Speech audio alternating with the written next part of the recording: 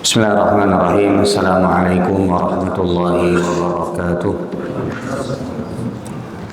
Alhamdulillahirabbil alamin wa bihi nasta'inu ala umuri dunya waddin. Wassalatu wassalamu ala asyrafil anbiya'i wal mursalin wa ala alihi wa sahbihi ajma'in. Amma ba'd. Masyarul muslimin dan muslimat rahimani wa rahimakumullah jami'an. Alhamdulillah, kita bersyukur kepada Allah Subhanahu wa taala atas semua nikmat yang Allah berikan kepada kita semua. Nikmat iman, nikmat Islam, nikmat kita bisa duduk di majelis di rumah dari rumah-rumah Allah Subhanahu wa taala ini. Dan semoga Allah Subhanahu wa taala memberkahi kehidupan kita, menjadikan kita orang-orang yang bisa istiqamah di atas kebaikan, dan semoga Allah wafatkan kita semua dalam keadaan husnul khatimah. Amin ya rabbal alamin. Masyarul muslimin dan muslimat rahimani wa rahimakumullah jami'an. Kita akan kembali melanjutkan kajian kita Bulughul Maram, yang pada kesempatan kali ini masih kita berada di Kitabus Shalah, bab terkait dengan salat berjamaah, ya. Dan kita akan masuk ke dalam hadis yang ke-410. Kalau dari awal kitab, hadis ini adalah hadis yang ke-410. Tapi kalau di bab ini atau di Kitabus Shalah ini adalah merupakan hadis yang ke-14, ya, hadis yang ke-14. Baik. Ulun akan bacakan terlebih dahulu hadisnya. Ya, hadis ini adalah berkaitan dengan bagaimana seorang imam itu dia harus memiliki insting, apakah dia akan memanjangkan sholatnya ataukah dia harus memendekkan sholatnya. Ini penting ya bagi siapa saja. Pertama, penting bagi seorang takmir atau bagi mereka yang berkecimpung di dunia DKM masjid. Jadi penting ini diantara kriteria untuk menunjuk seorang imam. Itu diantaranya adalah dia harus bisa menalar, dia harus bisa memperhatikan, ya, apakah imam ini dia bisa melihat, bisa menakar, menimbang bagaimana keadaan jamaah yang di belakangnya ataukah tidak. Yang kedua, ini juga penting bagi seorang imam yang ditunjuk, khususnya baik itu bagi imam ratib ataupun imam yang hanya sesekali saja. Baik, an Abi Hurairah radhiyallahu taala anhu, dari Abu Hurairah radhiyallahu taala anhu, anna Nabiy sallallahu alaihi wasallam qala, bahwa Nabi sallallahu alaihi wasallam bersabda, "Idza amma ahadukumun nasa falyukhaffif." Apabila salah seorang di antara kalian menjadi imam, maka hendaklah dia meringankan salatnya. Fa inna fihimus shaghira wal kabira wad dha'ifa wa dzal hajah. Karena di belakang mereka, maksudnya adalah di belakang imam, ada anak-anak kecil, ada orang-orang tua, ada orang yang lemah. Dalam sebagian riwayat disebutkan wal marid, ada yang sakit, ya. Wadal hajah, dan ada juga orang yang memiliki hajat yang harus dia tunaikan, sehingga ya tidak bisa berpanjang dan berlama-lama di dalam salat. Fa idza shalla wahdahu, apabila salah seorang dari kalian salat sendiri, falyusalli kaifa syaa, maka hendaklah dia salat sebagaimana yang dia inginkan. Baik.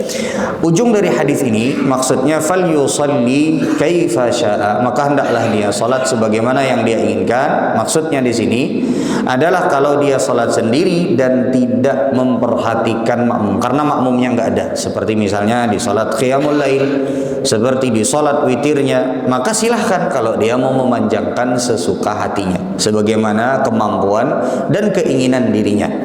Adapun kalau dia menjadi imam, maka dia harus memperhatikan orang-orang yang salat di belakangnya. Jadi kalau kita bisa bagi jamaah sekalian, kalau kita bisa simpulkan garis besarnya hadis ini, orang itu ya, kalau dia salat maka bisa jadi dia itu salat berjamaah dan menjadi imam, ya, menjadi imam salat berjamaah. Maka keadaannya orang yang menjadi imam salat berjamaah harus memperhatikan makmum yang di belakangnya, ya, memperhatikan, menakar, menimbang kemampuan orang-orang yang berada di belakangnya, harus memperhatikan, ya, orang-orang yang ada di belakangnya. menjadi makmumnya dia. Ya. Dia harus memperhatikan sebagaimana tadi diperintahkan oleh Nabi SAW. Yang kedua adalah kalau dia sholat sendiri. Sholat sendiri seperti sholat qiyamul lail, seperti sholat tahajudnya dia. Kalau dia sholat sendiri, atau misalnya ibu-ibu pas sholat tarawih di rumah, ya. Atau misalnya ketika dia mau sholat duha di rumah sekalian mau murojaah hafalannya, boleh. Maka kata Nabi SAW, fal yusalli masya, maka dipersilahkan untuk sholat sebagaimana kemampuannya dia, mana ya keinginan dan kemampuannya dia. Kenapa kita sampaikan ada tambahan kemampuannya? Karena di dalam hadis yang lain Rasulullah Shallallahu Alaihi Wasallam, jadi bukan hanya sekedar sesuai dengan keinginan saja jamaah sekalian, tapi juga harus dilihat sesuai dengan kemampuan seseorang. Kadang-kadang bisa jadi ada seseorang yang dia tidak sadar bahwa kemampuan dia sholat malam itu, ya, cuman misalnya setengah jam, dia paksa sampai 1 jam. Pernah suatu ketika Rasulullah Shallallahu Alaihi Wasallam masuk ke masjid Nabi, lalu kemudian di antara 2 tiang ada hablun, ya, ada benang atau ada bukan benang ya, tali. Ya. Lalu kemudian Rasulullah bertanya, ini benang, ini tali apa? Maka kata para sahabat Nabi Shallallahu Alaihi Wasallam, ini adalah tali yang dipasang dan digunakan oleh Zainab. Ya. Kemudian ketika Zainab sholat, kalau beliau letih, kalau beliau capek, maka beliau berpegangan terhadap tali ini. Maka Rasulullah menegur, kata Rasulullah, hulluh, lepaskan tali ini. Ya, maka hendaklah di antara kalian ya, sholat sesuai dengan kemampuannya. Jadi tidak bagus juga kalau seandainya sholat sesuai dengan keinginan sendiri. Panjangnya misalnya sesuai dengan keinginan sendiri tanpa menakar kemampuan diri. Makanya Rasulullah menegur apa yang dilakukan oleh Zainab. Padahal kan Zainab berusaha untuk semangat di dalam beribadah kepada Allah, untuk banyak melakukan ibadah sampai kalau capek itu pegangan di tali. Ya. Baik. Jadi jamaah sekalian rahimani wa rahimakumullah jami'an, salat itu jadi sekali lagi di dalam hadis ini secara umum kita bisa melihat ada 2 bagian. Yang pertama, kalau menjadi imam dia punya tanggung jawab memimpin sholat, dan seorang pemimpin sholat itu dia harus memperhatikan siapa yang sholat di belakangnya. Yang kedua adalah ketika dia sholat sendiri silahkan. Ya. Ini kadang-kadang terbalik jamaah sekalian. Kalau jadi imam itu panjang, kalau sholat sendiri pendek. Kalau sholat sendiri pendek. Nah maka ulun pernah ya, suatu ketika diprotes sama jemaah. Ya. Jadi ulun pernah suatu ketika jemaah sekalian sholat tarawih diminta untuk 1 juz di salah satu masjid di Banjarmasin, diminta 1 juz. Kemudian setelah itu ulun tawar, setengah juz saja Pak, karena masjidnya di pinggir jalan. Masjid itu persis di pinggir jalan, jadi jalan. Kemudian setelah itu kalau sampai ada anak-anak yang keluar, udah Ustaz, setengah juz. Akhirnya ada yang tegur ulun setelah selesai setengah juz.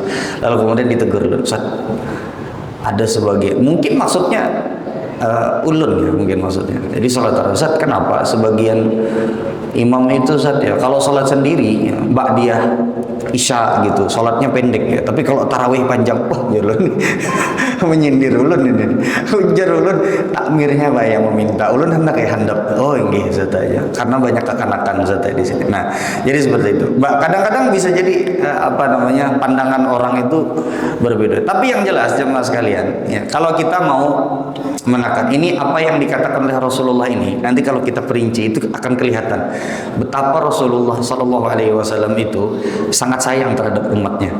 Ya, nanti akan kita sebutkan alasan kenapa sampai seperti ini. Baik, kemudian yang berikutnya jamaah sekalian rahimani wa rahimakumullah jami'an. Ya. Kita akan bahas apa saja faedah terkait dengan hadis ini. Yang pertama adalah Nabi Shallallahu Alaihi Wasallam di sini mengatakan falyukhaffif, maka hendaklah ya, salah seorang di antara kalian meringankan. Dan meringankan itu ada beberapa keadaan. Ya, kalau kita bisa rinci ada beberapa keadaan. Ya, ini kan harus memperhatikan di belakang, dan perintah dari Nabi SAW falyukhaffif, maka hendaklah dia meringankan. Baik. Nah, meringankan ini Ada dua macam bagi seorang imam. Itu ada dua macam. Yang pertama adalah meringankan dari awal. Kalau dia perhatikan di belakangnya banyak yang tua, banyak anak-anak kecil, banyak orang garing. Misalnya pian sholatnya di rumah sakit, nang sholat di belakang pian banyak yang garing. Atau zal hajah, ada orang yang banyak memiliki hajat. Contoh, kalau pian sholat di bandara, itu nggak bisa panjang-panjang. Karena banyak orang yang memiliki kepentingan, keperluan, dia harus cepat, ya takut-takut nanti dia ketinggalan pesawat. Nah itu dari awal, seorang imam itu dia harus punya insting, oke ini tempatnya tidak bisa kita panjang-panjang. Maka dari awal dia sudah meringankan sholatnya, dari bagaimana apa yang dia baca, dari kemudian juga ayat yang dia baca. Nah yang kedua adalah yang disebut dengan keringanan yang mendadak. Ya, ini yang apa ya? Bahasa ininya apa ya? Sesuai keadaan ya. Sesuai kondisi. Ya, lihat sikonnya. Bisa jadi awalnya dia berniat membaca ayat yang agak panjang, tapi karena kondisinya tidak memungkinkan. Contoh, di dalam hadis yang sahih Rasulullah Shallallahu Alaihi Wasallam menyebutkan bahwa kata Rasulullah Shallallahu Alaihi Wasallam, terkadang aku masuk ke dalam sholat, lalu kemudian berniat untuk memanjangkan sholat, kemudian aku mendengar tangisan anak-anak kecil di belakang. Ini menunjukkan bahwasanya hukum asalnya boleh membawa anak kecil ke masjid. Karena Nabi Shallallahu Alaihi Wasallam mendengar tangisan anak kecil di masjid. Ya, maka kemudian kata Nabi Shallallahu Alaihi Wasallam, kemudian aku ringankan sholatnya. Nah, jadi seperti itu. Jadi bisa jadi keringanan itu adalah keringanan yang dari awal, atau bisa jadi kedua-duanya hanya mas sekali.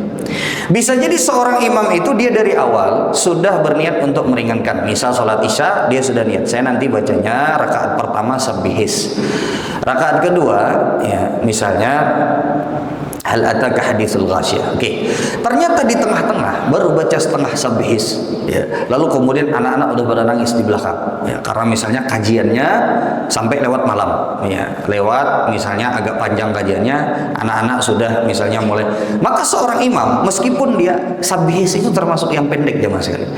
Ya, hal ataka haditsul ghasyiyah itu termasuk ayat-ayat yang pendek, termasuk surat yang pendek ya. Lalu kemudian ketika dia baca di rakaat pertama sudah ada anak kecil yang nangis, maka dia masuk ke dalam sesuai kondisi, lebih diringankan lagi. Misalnya di rakaat kedua dia cuma baca surat Al-Ikhlas dan semacam itu. Bisa dimengerti jemaah sekalian? Baik. Kemudian jemaah sekalian rahimani wa rahimakumullah jami'an. Yang berikutnya kita akan sebutkan beberapa faedah terkait dengan hadis ini. Nabi Shallallahu Alaihi Wasallam menyebutkan di dalam hadis ini adalah beberapa uzur orang yang kemungkinan akan tidak betah sholatnya panjang-panjang. Tapi ini tetap diperhatikan oleh Rasulullah Shallallahu Alaihi Wasallam karena memang masing-masing dari kita itu punya uzur yang berbeda-beda. Maka di sini para ulama membahas di antara yang harus kita perhatikan kalau kita sholat itu adalah yang disebutkan oleh Nabi Shallallahu Alaihi Wasallam ini. Atau mungkin kita rubah ya. Apa yang harus kita perhatikan untuk kita memutuskan apakah sholat kita ini agak panjang atau tidak? Maka ada beberapa kriteria orang yang kalau kita sholat menjadi imam lalu mereka ada di belakang kita, itu berarti kita harus coba untuk ringankan sholat kita. Yang pertama tadi disebutkan oleh Nabi SAW adalah anak-anak kecil. Yang kedua adalah orang-orang yang tua, ya, orang-orang yang tua. Ya, orang-orang tua. Kemudian yang berikutnya adalah orang-orang yang lemah atau orang-orang yang sedang sakit. Yang ketiga adalah wadal hajah, orang-orang yang memiliki keperluan atau orang-orang yang memiliki hajat yang harus segera mereka tunaikan. Seperti tadi contohnya ketika kita menjadi imam di bandara misalnya, nggak bisa kita panjang-panjang. Baik, ini adalah di antara hal yang harus kita perhatikan menjadi. Ulun pernah cerita, jadi ini di kejadian di masjid yang sama ya. Karena di masjid tersebut mintanya itu setiap Ramadan itu jamaah sekalian 1 juz 1,5 juz. Selalu ulun tawar setengah juz ya. Setengah juz saja. Ya. Pertama murojaahnya repot ya. Biasanya kalau 1 juz bisa salah-salah ya, kecuali imamnya mutqin seperti para santri hafal Quran. Yang kedua juga adalah Karena ulun pernah satu kali kejadiannya. Jadi di masjid tersebut setelah ya ulun tawar setengah juz, di malam berikutnya mereka minta lagi. Ini beberapa malam setelahnya ulun giliran lagi di situ minta ya. Satu juz lagi Ustaz ya, kemarin setengah aja lah ulun bilang kan. Oke. Di malam berikutnya itu jamaah sekalian, ya. Ulun melihat setengah juz tapi secara tartilnya agak sedikit panjang. Ulun coba agak panjangin. Di rakaat keempat itu ya Mas, rakaat keempat ulun lihat ke belakang itu bapak-bapak udah bersusun kursi. Udah pada duduk ya. Udah pada ambil kursi terus pada duduk gitu. Nah, ini bapak-bapak yang agak tua ya. Dan itu banyak gitu. Dan yang seperti itu banyak. Nah, jadi bolehkah mereka duduk? Ya boleh. Tapi ini menandakan bahwasanya ya lebih baik kalau seandainya dipendekkan. Baik. Kemudian yang berikutnya, jamaah sekalian rahimani wa rahimakumullahu jami'an. Sekarang pertanyaannya ya. Kenapa sampai Nabi SAW memerintahkan kepada kita kalau memang ada keadaan tertentu, maka hendaklah kita, atau kalau ada beberapa kriteria orang yang tadi kita sebutkan, kenapa kok Nabi justru memerintahkan untuk memendekkan sholat? Bukan memerintahkan untuk orang-orang yang memiliki kriteria tertentu tadi untuk memahami si imam, kan seperti itu. Ulun coba ulangi ya. Padahal ini kan sebuah ibadah, ini sholat jamaah sekalian ya. Kemungkinan itu kan ada dua. Kemungkinan yang pertama adalah Rasulullah memerintahkan kepada imam untuk memaklumi makmum yang di belakangnya, seperti itu. Ini kemungkinan pertama dan itu yang dipilih oleh Nabi SAW. Kemungkinan yang kedua adalah makmum yang diperintahkan oleh Nabi untuk memaklumi imam yang panjang, kan seperti itu. Tapi hadis-hadis yang sampai kepada kita dari Nabi SAW rata-rata menyuruh imam yang memaklumi makmumnya. Apa sebabnya? Nabi SAW pernah menyebutkan di dalam sebuah hadis yang diriwayatkan oleh Al-Imam Al-Baihaqi. Ya, dan hadis ini juga diriwayatkan oleh ya Ibnu Abdul Bar dalam kitab beliau At-Tamhid. Ya. Kata Nabi SAW, la tubaghidu Allah ila ibadihi. Janganlah kalian membuat hamba-hamba Allah benci kepada Allah. Subhanallah ya sekali. Janganlah kalian membuat hamba-hamba Allah benci kepada Allah. Yakunu ahadukum imaman fayutawwilu 'alal qaumi as-salata hatta yubghidha ilaihim ma hum fi. Kan hadisnya di awal kata Nabi, janganlah kalian membuat orang-orang itu benci kepada Allah. Janganlah kalian membuat hamba-hamba Allah itu benci kepada Allah Subhanahu wa taala. Tidak suka kepada Rabb mereka, tidak suka kepada Tuhan mereka.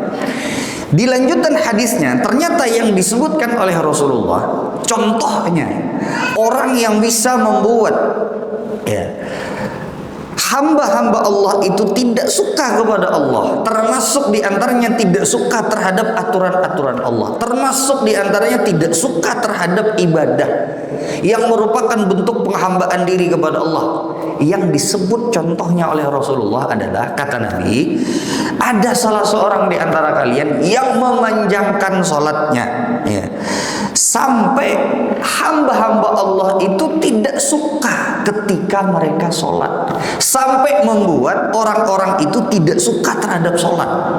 Jadi ini menunjukkan kepada kita jamaah sekalian, semua hal yang bisa membuat orang-orang itu benci terhadap syariat Allah, tidak menyukai terhadap syariat Allah, atau membuat orang itu tidak beribadah kepada Allah Subhanahu wa taala, itu harus disingkirkan. Contoh yang lainnya, Nabi SAW menyebutkan dalam hadis yang lain, tidak boleh seseorang itu menjadi imam sementara orang-orang yang di belakangnya itu membenci imam tersebut. Bisa jadi karena akhlaknya yang buruk, suka ngomongin orang, kata-katanya pedas, suka nyinggung orang. Akhirnya orang-orang itu nggak mau sholat di belakang dia. Bukan cuma masalah nggak mau sholat di belakang dia, akhirnya bisa jadi sebagian orang tidak mau sholat berjamaah, yang membuat orang-orang misalnya tidak mau lagi datang ke masjid tersebut. Nah, ini adalah salah satu contoh juga bagaimana Nabi SAW mengajarkan kepada kita, ya kalau kita itu mau berbuat baik, jangan sampai kita membuat orang itu justru benci kepada kebaikan tersebut. Memberi contoh yang lain, para ulama juga menyebutkan, contoh aja ya, kayak nyuruh dan ngajarin anak-anak sholat. Jangan sampai ketika kita nyuruh dan ngajarin anak-anak kita sholat itu justru membuat mereka benci dan tidak suka terhadap sholat. Jangan sampai itu. Karena ada sebagian orang tua yang masih 7 tahun sudah dipukul anaknya kalau tidak sholat. Padahal Nabi SAW memerintahkan 7 tahun itu baru disuruh. Dari 7 tahun sampai 10 tahun. 10 tahun itu baru mulai dipukul. Dan dipukulnya pun pukulan yang tidak menyakitkan. Ya, ada sebagian orang mengibit anaknya itu dari umur 7 tahun tuh karena kadang mau disuruh sholat. Dikibitnya sampai anaknya itu benci terhadap sholat. Apa? Karena anak-anak kecil itu sangat membekas sekali ya mas kan. Apalagi zaman sekarang. Ya, kalau kita zaman bahari itulah. Zaman bahari itu, zaman 80-an, zaman mungkin 90-an. Itu mungkin masih relate, mungkin masih oke lah kalau kita dipukul kuitan. Ada kadang-kadang kita nang disuruh kuitan. Ulun kada tahu pian sudah merasai kadang-kadang. Yang jelas bahari itu viral benar kuitan tuh bilanya sudah memukul tuh pakai pendeng. Pernah lah benar pakai ikat pinggang tuh. Kalau guru kan yang biasanya mukul itu pakai mistar, pakai penggaris kayu tuh. Wah, itu legend banget itu. Kalau kuitan bahari itu pukulannya pakai apa? Pendeng, ya kan. Sebagian dulu itu dipukul pakai ikat pinggang itu. Maka bahari itu rata-rata ikat pinggang itu kulit. Pokoknya bebalar tuh pakai. Tapi dulu, ya dulu mungkin karena ilmunya tidak ada ya. Nah kalau sekarang jamaah sekalian ya, kalau masih umur 7 tahun itu Rasulullah tidak menyuruh kita untuk memukul. Di antara hikmahnya adalah agar jangan sampai anak-anak kita itu benci sama sholat. Ya, kalaupun 10 tahun yang disuruh oleh Nabi SAW untuk memukul, itu pun juga pukulannya bukan pakai pendeng yang bebalar, bukan pakai mistar yang sampai patah, sampai mungkin bisa jadi kalau anaknya kurus tuh bisa sampai retak tulang anak, ya kan? Nah itu tidak sesuai dengan ajaran Nabi SAW. Makanya di sini kata Nabi SAW, la tubaghidullaha ila ibadihi. Janganlah kalian membuat hamba-hamba Allah itu benci kepada Allah, benci kepada syariat-syariat Allah. Ya, jadi seperti itu. Baik. Jadi sekali lagi, kalau kita menginginkan kebaikan, kalau kita ya berusaha untuk membuat orang lain itu baik, jangan sampai kita justru membuat orang lain tersebut benci terhadap kebaikan tersebut. Makanya kita harus hikmah, bijaksana, bahkan di dalam juga mengajar, di dalam juga berdakwah juga semacam itu. Baik, sekarang kita masuk ke dalam pembahasan terkait dengan keringanan ini nih gimana? Ukurannya itu seperti apa? Karena ringan itu kan berbeda-beda. Bisa jadi ringan menurut ulun, ya berbeda dengan ringan menurut pian. Ada orang yang pengennya itu ringannya ringan banget. Ya sampai ada orang yang terlalu ringan, ya sampai sholat tarawih cuman 5 menit. Nah, sholat tarawih cuma 5 menit, baca cepatan. Ya. Apakah yang demikian yang dimaksudkan? Nah, maka di sini kita sebutkan ada beberapa kriteria keringanan dan ini ada khilaf di kalangan para ulama. Yang pertama adalah jadi kriteria meringankan itu seperti apa? Kan tadi diperintahkan nih meringankan sholat. Baik, kriterianya seperti apa? Di sini ada beberapa kriteria meringankan sholat itu seperti apa? Meringankan sholat.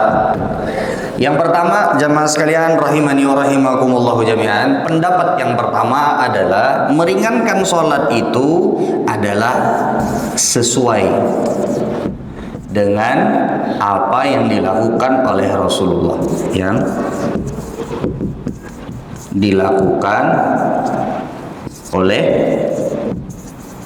Rasulullah Sallallahu Alaihi Wasallam. Jadi kalau sudah melakukan sesuai dengan yang dilakukan oleh Rasulullah, misalnya sholat duhur Rasulullah baca apa, sholat asar Rasulullah baca apa, sholat maghrib Rasulullah baca apa, sholat isya Rasulullah baca apa, sholat subuh Rasulullah baca apa, seberapa panjang salat Rasulullah Sallallahu Alaihi Wasallam. Nah, kalau sudah melakukan yang demikian, maka berarti dia terhitung sebagai orang yang sudah memendekkan salat. Ini kriteria yang pertama. Ya, ini yang pertama. Jadi ulangi sekali lagi. Ukurannya, karena masing-masing dari kita tuh berbeda-beda ukurannya.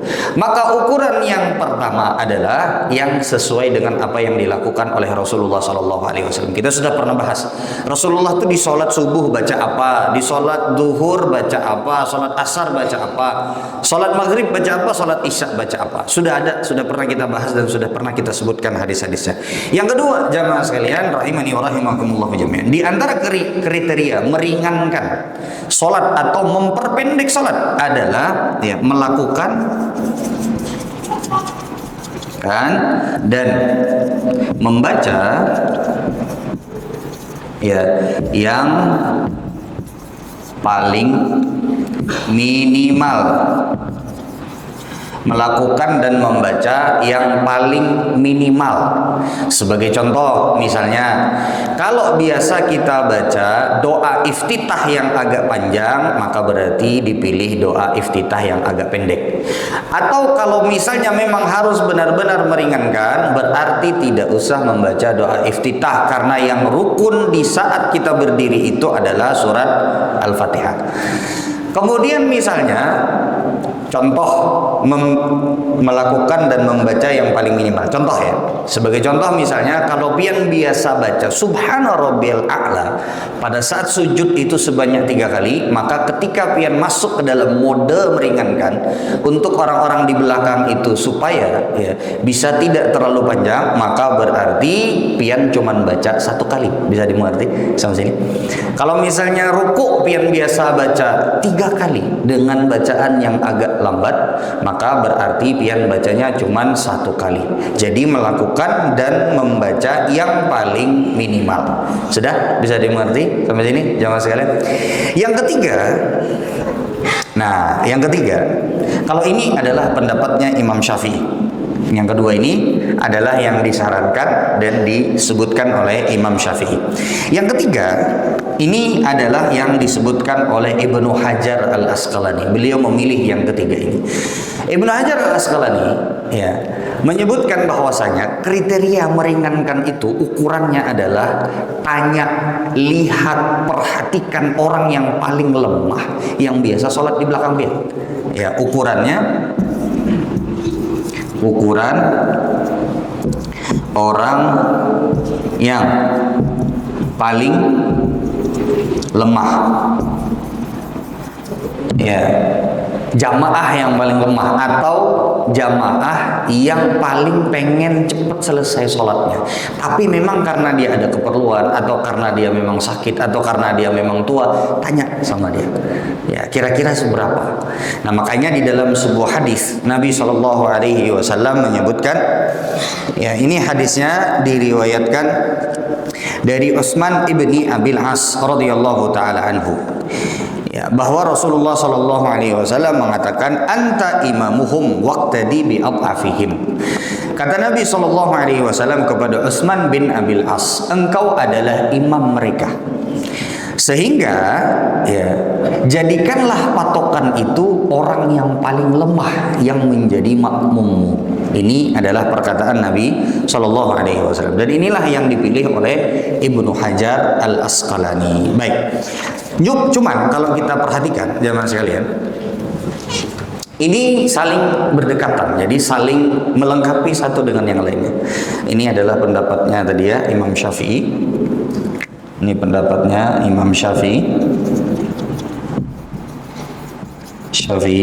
Ini adalah yang disebutkan, dirojihkan oleh Ibnu Hajar rahimahumullah ta'ala. Baik, jadi kalau kita perhatikan jamaah sekalian, ini saling melengkapi nih. Misalnya kita mulai dari yang ketiga, ukuran orang yang paling lemah. Ya, artinya kalau misalnya kita tanya, Pak, kira-kira seberapa? Kenapa saya di masjid itu orangnya tuha seberataan? Ya. Lalu kemudian dia bilang segini, Ustaz, ulun insya Allah kuat segini salatnya. Maka ya kita ikuti apa yang Kira-kira ukurannya dia yang paling lemah seberapa. Dan di antara prakteknya adalah dua ini.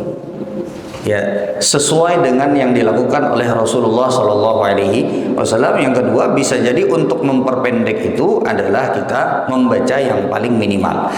Nah, kemudian jemaah sekalian, yang perlu kita perhatikan adalah ketika kita hendak menerapkan tiga ini, atau salah satu di antara tiga ini, ada yang harus kita perhatikan.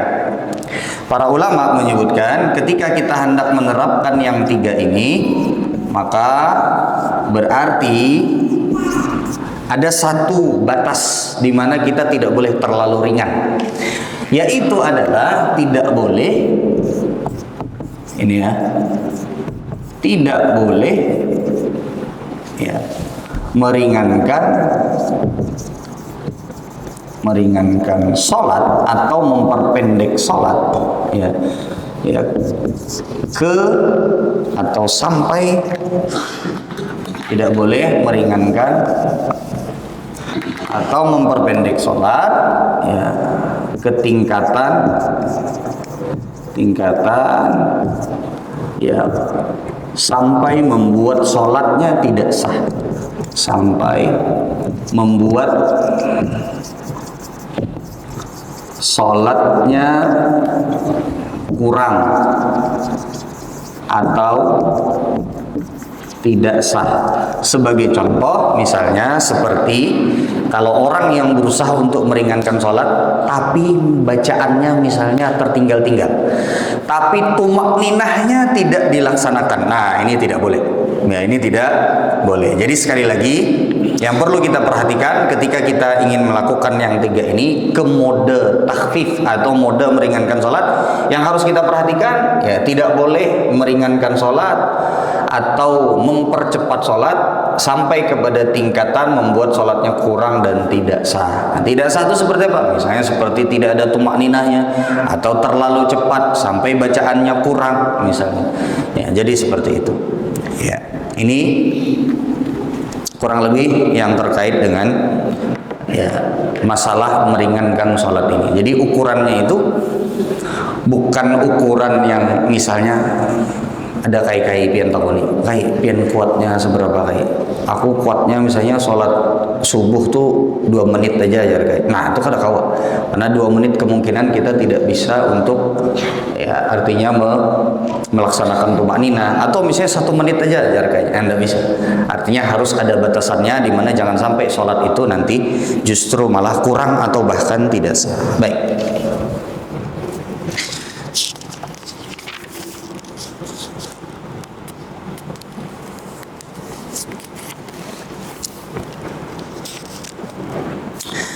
Kemudian faedah yang berikutnya,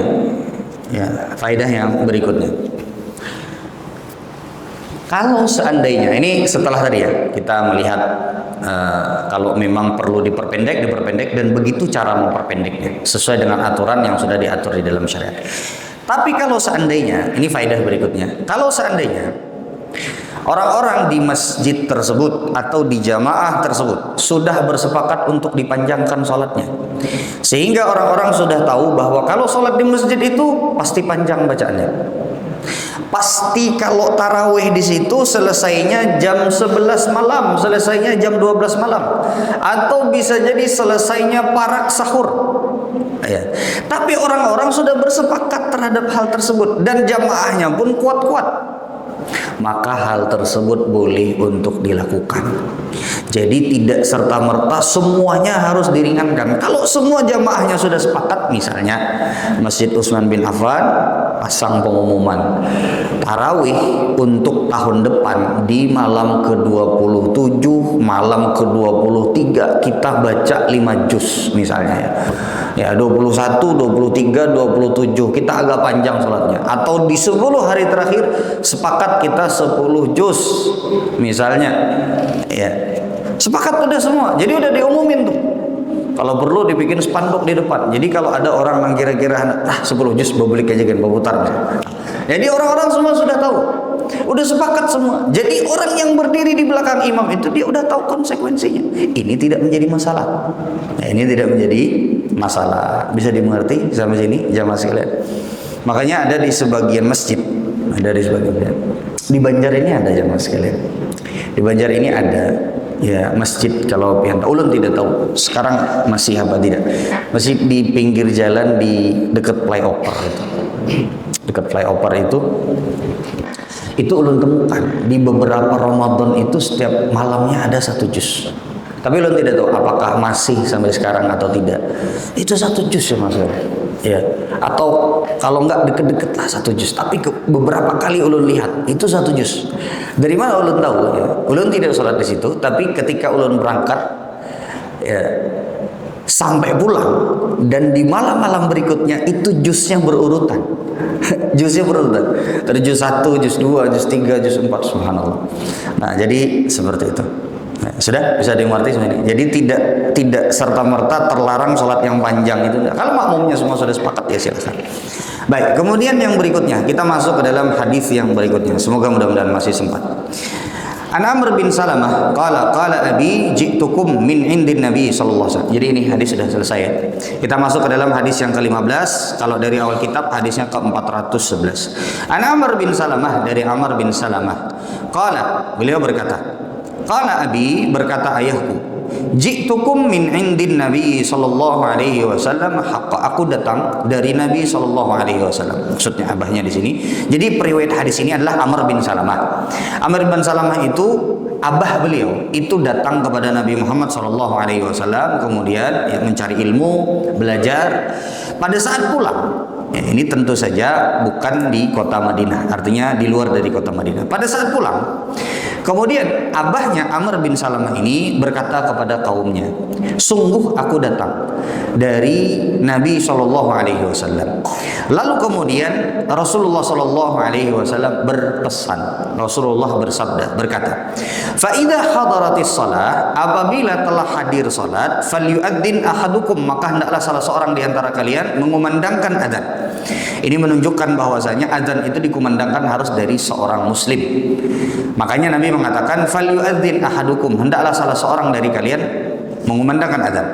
Wal ya'ummakum aktsarukum Qur'anan, dan hendaklah yang menjadi imam di antara kalian yang paling banyak hafalan Qur'annya.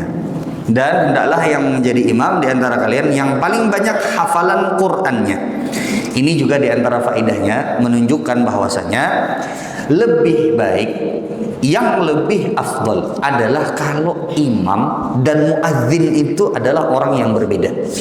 Sini dikatakan oleh Nabi SAW, maka hendaklah salah seorang di antara kalian azan, dan kemudian ada orang lain yang menjadi imam, dan yang menjadi imam itu adalah yang paling banyak hafalannya. Makanya kita perhatikan juga hadis Umar bin Khattab atau perkataan Umar bin Khattab radhiyallahu taala. Beliau mengatakan, saking afdolnya orang yang muadzin itu, orang yang azan itu, kalau seandainya, kata Umar bin Khattab, aku ini bisa memilih, ini di masa khalifahnya Umar bin Khattab, dan masa khalifah Umar bin Khattab dan kekhalifahan para sahabat Nabi itu yang menjadi imam adalah khalifahnya, adalah pemimpinnya. Jadi kata Umar bin Khattab pada saat beliau menjadi khalifah, kalau seandainya aku boleh memilih, kalau bukan aku jadi imam, maka aku akan jadi muadzin. Nah, ini menunjukkan bahwasanya ya Umar bin Khattab itu ya, karena beliau imam, maka beliau menyerahkan azan itu kepada yang lain. Jadi kalau seandainya jakanya kawa, ya kan, jakanya itu afdol, jakanya itu pasti Umar bin Khattab itu tidak akan meninggalkan azan itu, dan beliau juga akan menjadi imam.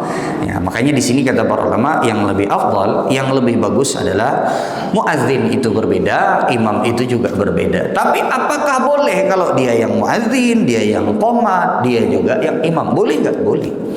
Silahkan, tidak menjadi masalah. Tapi kalau kita berbicara yang paling afdal adalah muadzin sendiri dan iqamah sendiri, kemudian imamnya juga sendiri. Ya. Kalau dalam keadaan tertentu kadang, ya, dan itu sering juga ulun alami. Di musola ada orang, ya, yang azan kita, yang qomat, ya, kita juga, yang imam pun kita juga kadang bisa jadi kadang datang, ya. Dan yang di tempat lain sudah selesai semua. Lah mau gimana lagi? Ya, kita berusaha untuk supaya orang-orang di sekitar misalnya sholat berjamaah juga. Ya, itu sering beberapa kali ulun dapatkan. Baik, kemudian yang berikutnya, kata Nabi Shallallahu Alaihi Wasallam, maka hendaklah yang menjadi imam di antara kalian adalah yang paling banyak hafalan Qur'annya. Qala fanadharu falam yakun ahadun aktsaru Qur'anan minni. Lalu kemudian kata Amr bin Salamah, ya, kemudian dicari ini, siapa yang paling banyak di kampung tersebut hafalan Qur'annya. Lalu kemudian mereka tidak mendapati kecuali yang paling banyak ternyata adalah seorang anak kecil, yaitu adalah Amr bin Salamah. Faqaddamuni. Lalu kemudian Amr bin Salamah ini disuruh untuk menjadi imam. Wa ana ibnu sittin aw sab'i sinin, dan aku, kata Amr bin Salamah, itu umurku pada saat itu adalah 6 atau 7 tahun. Nah, berapa jemaah sekalian? 6 atau 7 tahun. Dan 6 atau 7 tahun itu belum balik. 6 dan 7 tahun tersebut belum balik. Dan hadis ini adalah hadis yang sahih, diriwayatkan oleh Al-Imam Al-Bukhari. Dalam sebagian riwayat, dan riwayat ini terdapat di dalam Sahih Bukhari. Jadi ada ibu-ibu, emak-emak atau ummahat dulu itu yang melihat Amr bin Salamah ini, kan kekanakan halus jemaah sekalian, umurnya 6 atau 7 tahun. Gatal ibu-ibu nih. Gatal tuh dalam artian itu, ini imam harus dihormati karena ini anak kecil kan, anak kecil. Tapi dia paling banyak hafalan Qur'annya, sehingga karena Rasulullah mewasiatkan yang paling banyak hafalan Qur'annya dan yang paling bagus bacaannya pada saat itu adalah ternyata Amr bin Salamah, dan beliau pada saat itu baru berusia 6 atau 7 tahun. Akhirnya kan domplang banget ya mas sekalian. Yang di depan itu anak kecil, yang di belakang itu adalah orang-orang tua, para pemuda. Ada ibu-ibu yang gatal, dia lihat ini imam kita ini harus dikasih sesuatu yang kira-kira bisa menambah wibawanya. Ya, ini di dalam Sahih Bukhari. Akhirnya kemudian dibelikanlah jubah, pakaian yang bagus untuk anak ini, untuk Amr bin Salamah. Kata Amr bin Salamah, "Fama farihtu bi syai'in farhi bidzalikal qamis." Aku tidak pernah lebih senang, ya, ketimbang kejadian pada saat hari itu ketika aku menjadi imam dan dibelikan baju oleh orang untuk bisa dipakai pada saat sholat. Bajunya berarti baju yang bagus. Nah ini jemaah sekalian menunjukkan bahwasanya imam itu pada saat sholat, dia kalau bisa adalah orang yang memiliki wibawa, dia adalah orang yang, ya, artinya pakaiannya kalau bisa terjaga, bagus, tidak mesti mewah, tapi yang jelas sopan, bagus, ya. Artinya makanya tadi di lafadz Imam Bukhari, di Sahih Bukhari ini ada ibu-ibu yang gemes gitu loh, ini anak kecil ini harus supaya bisa dia, karena dia memimpin sholat, dan kada kegampangan jemaah sekalian memimpin sholat itu kan yang pertama kali akan dihisab oleh Allah kelak pada hari kiamat, dan pemimpinnya pada saat itu adalah anak kecil. Si ibu ini di antara penjelasan para ulama khawatir nanti orang-orang justru akan seolah seperti meremehkan sholat karena imamnya anak kecil, sehingga dikasih baju yang bagus. Silakan azan terlebih dahulu baru kemudian kita lanjutkan. Bismillah, wassalatu wassalamu ala rasulillah wa ala alihi wa sahbihi ajma'in. Kita lanjutkan sedikit, ya. Di antara faedah terkait dengan hadis ini adalah bahwa hadis ini menunjukkan kepada kita bolehnya seorang anak kecil itu menjadi imam dan yang di belakangnya adalah orang-orang yang sudah dewasa, meskipun anak kecil tersebut belum balik, ya. Namun permasalahan ini, ya, kita tidak pungkiri ada khilaf di kalangan para ulama. Kalau jumhurul ulama, jamaah sekalian, kalau mayoritas para ulama, di antaranya adalah kebanyakan dari para ulama Hanafiyah, Malikiyah, dan juga Hanabilah, Imam Ahmad bin Hanbal. Kebanyakan para ulama dari 3 madhab tersebut menyatakan bahwasanya anak kecil itu tidak sah kalau menjadi imam. Ini kebanyakan jumhurul ulama. Di antara sebabnya adalah karena anak kecil itu bukan ahlan litaklif, bukan orang atau bukan gimana bahasanya? Anak kecil itu bukan orang yang diperintahkan untuk sholat. Ya, dia itu sebenarnya belum wajib untuk sholat. Nah, begitu mungkin bahasanya. Dia itu sebenarnya belum wajib untuk sholat. Sehingga sholatnya dia itu, meskipun dia sholatnya sah, tapi hukum asalnya dia belum wajib untuk sholat. Bagaimana bisa, kata jumhurul ulama, mayoritas para ulama, kita menjadikan orang yang belum wajib untuk sholat menjadi imam terhadap orang-orang yang sudah wajib sholat? Ini pendapatnya mayoritas para ulama. Sedangkan Nabi SAW menyebutkan, ya, innama ju'ilal imamu liyu'tamma bihi. Jadi salat itu, imam itu dijadikan untuk diikuti. Namun wallahu ta'ala alam, yang lebih kuat adalah pendapat sahnya seorang anak meskipun belum balik menjadi imam, asalkan memenuhi kriterianya. Dia sholatnya bisa, bacaannya bisa, dan memang dia adalah orang yang paling banyak hafalannya, yang paling bagus bacaannya. Nah, itu baru dimajukan.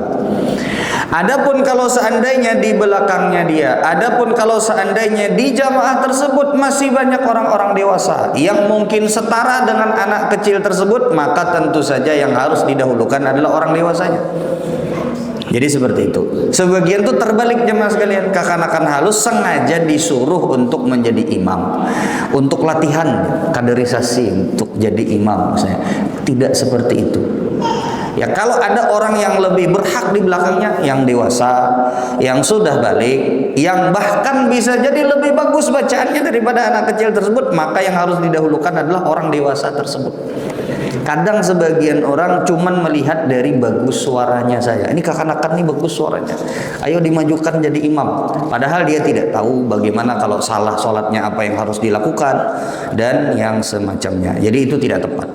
Jadi kalau kita lihat juga dari hadis ini, kenapa sampai Amr bin Salamah ini dijadikan sebagai imam? Ya karena dia adalah orang yang paling pada saat itu banyak hafalannya, paling bagus bacaannya, dan juga dia adalah orang yang memahami tentang fikih sholat meskipun dia belum balik. Jadi sekali lagi, hadis ini tidak serta-merta dikatakan bahwa sunnah menjadikan anak kecil sebagai imam, tidak seperti itu.